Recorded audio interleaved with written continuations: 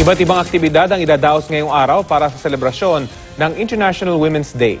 Kabilang dyan ang pagmarcha ng mga kababaihan laban sa hindi umano pantay na pagtrato sa mga kababaihan sa bansa.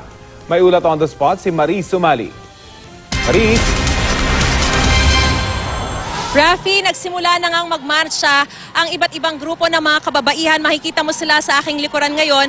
Magmula sa UST sa Espanya, papunta sa Menjola, para gunitain ang International Women's Day. Katiyakan sa kabuhayan at karapatan ng kababaihan ang pangunahin nilang panawagan. Anila, sa kabila ng modernong panahon, hindi pa rin masasabing pantay ang pagtrato sa kababaihan kung ikukumpara sa mga kalalakihan. Hindi pa rin daw pantay ang sweldo, pati ang oportunidad sa trabaho.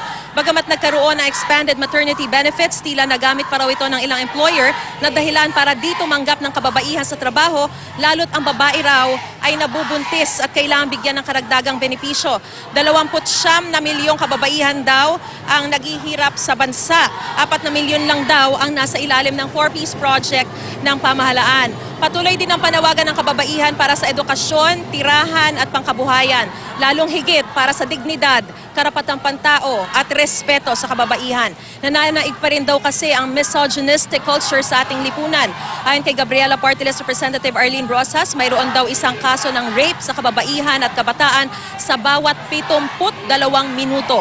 Pagdating sa Menjola, Rafi ay magdaraos ng programa ang grupo. Tutungo rin sila sa Liwasang Bonifacio na alas 3 ng hapon at sa Luneta mamayang alas 5 para sa mga karagdagang programa pa ng mga kababaihan.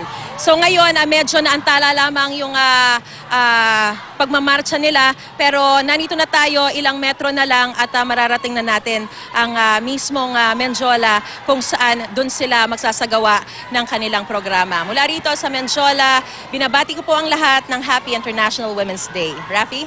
Maraming salamat, Marie Sumali.